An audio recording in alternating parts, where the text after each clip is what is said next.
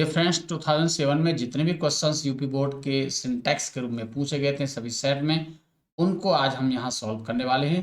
सबसे पहला क्वेश्चन आपकी स्क्रीन पर है, didn't you do your home task yet. जैसा कि आप जानते हो कि यट का प्रयोग प्रेजेंट परफेक्ट टेंस में होता है। आपको ये ध्यान रख लेना है, जहाँ भी यट आया है वाक्य कौन होगा, प्रेजेंट परफेक्ट टेंस होगा।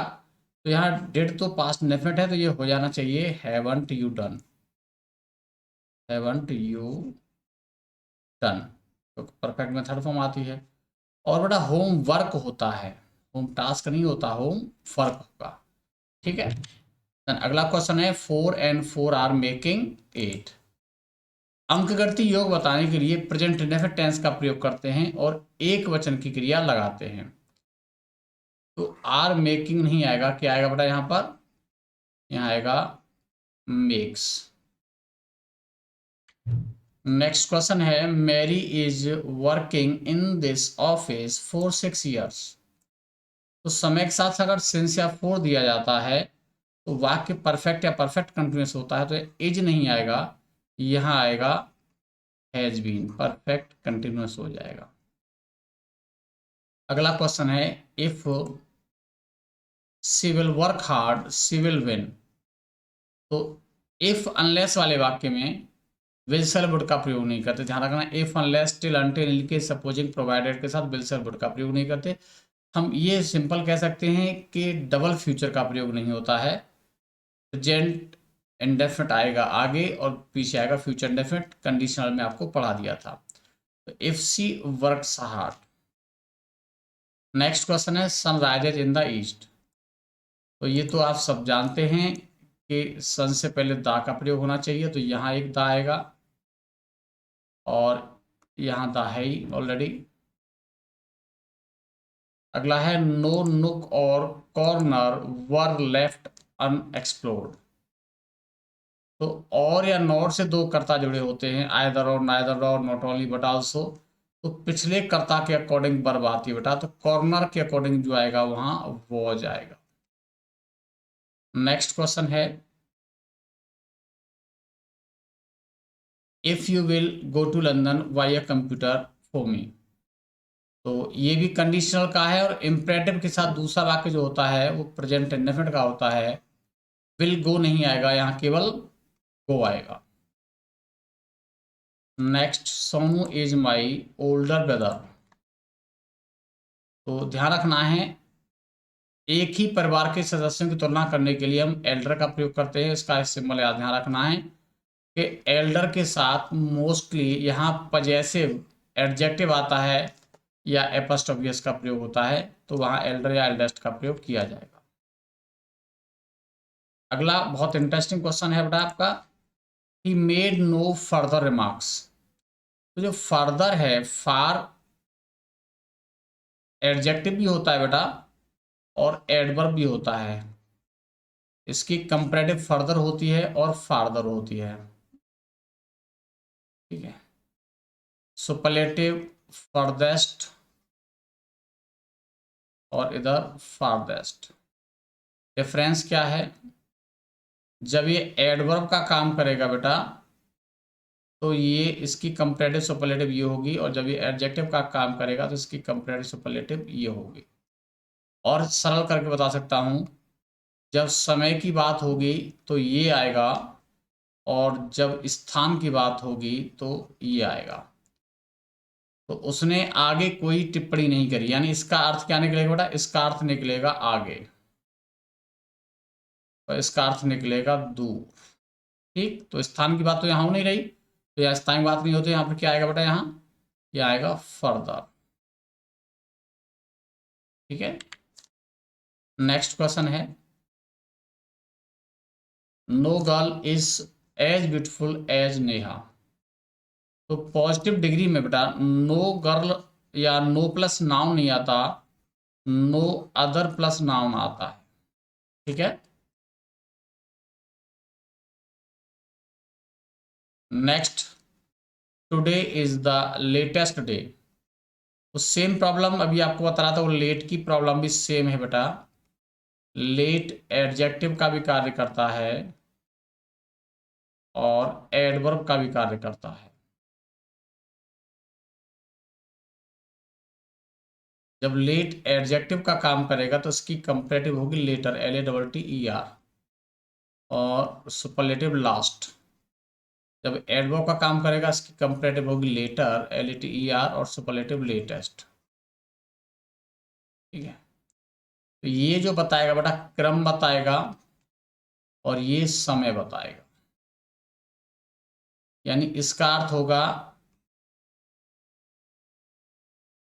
पिछला, तो इसका अर्थ होगा देर से। ठीक, तो ध्यान रखना है काउंटेबल नाउन के साथ हम जो लास्ट का प्रयोग करते हैं, लेटेस्ट जो यूज होता है वो कुछ स्पेशल नाउन है, जैसे न्यूज है, स्कोर है, फैशन है, डिजाइन है, मॉडल है, वर्जन है, इन सब के साथ लेटेस्ट आता है। यहाँ क्या आएगा बेटा, यहाँ पर लास्ट आएगा। नेक्स्ट है she reads at this moment. Time and tense का एक बहुत इंपॉर्टेंट नियम है बेटा कि जब समय eight this time at this moment दिया जाएगा तो टेंस जो होना चाहिए प्रेजेंट कंटिन्यूस होना चाहिए, तो ये आएगा she is reading at this moment. ये है at this time, at this moment, at present, presently, इनके साथ प्रेजेंट कंटिन्यूस टेंस का यूज किया जाता है। फर्नीचर में एस नहीं जोड़ सकते। जितने भी मटेरियल नाउन है बेटा, सिंपल आपको ध्यान रख लेना है, जितने भी मटेरियल नाउन है और एब्स्ट्रैक्ट नाउन है उन्हें हम अनकाउंटेबल मानते हैं, और अनकाउंटेबल को बहुवचन नहीं बनाया जा सकता। ठीक है, तो उसमें एस नहीं आएगा। नेक्स्ट है this washing powder is much superior than that.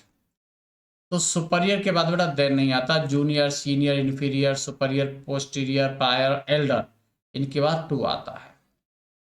ठीक है, और यहाँ अब मच भी न लगाओ तो ज़्यादा बेटर है, क्योंकि इसको कंपैरेटिव हमारा ऑलरेडी ये है। ठीक है, उसको हाई एम्फेसाइज करने के लिए मच लगा सकते हैं, लेकिन यहाँ न लगाएं, ज़्यादा बेटर। नेक्स्ट क्वेश्चन,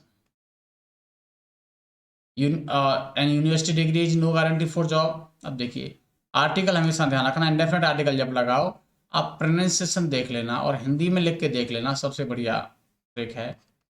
यूनिवर्सिटी, तो हिंदी में वॉवेल कॉन्सोनेंट देख लेना, कंफ्यूजन नहीं होगी। तो यह आया है और यह एक वॉवेल है या कॉन्सोनेंट है? कॉन्सोनेंट है, यहाँ पर ए आना चाहिए।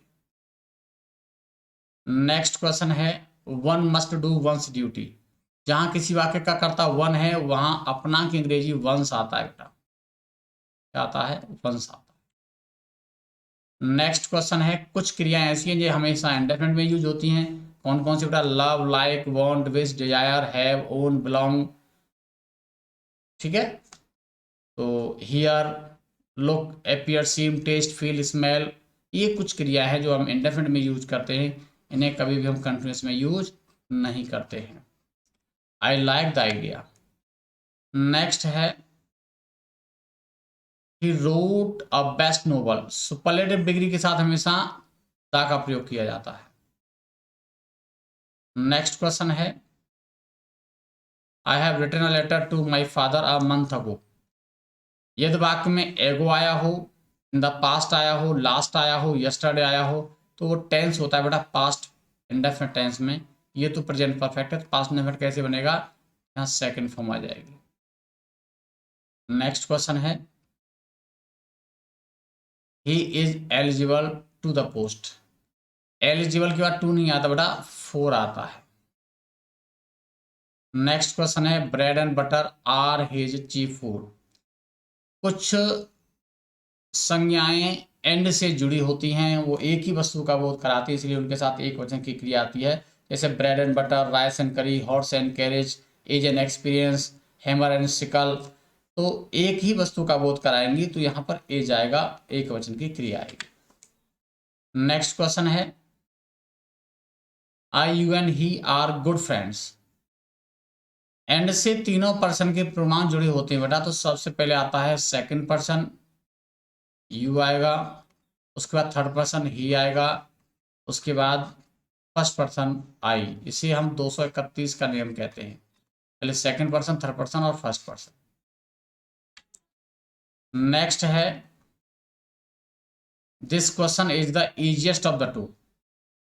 तो दो की तुलना करने के लिए कंपैरेटिव डिग्री का प्रयोग होता है, तीन या तीन की तुलना करने के लिए सुपरलेटिव डिग्री का प्रयोग होता है। This question is the easier.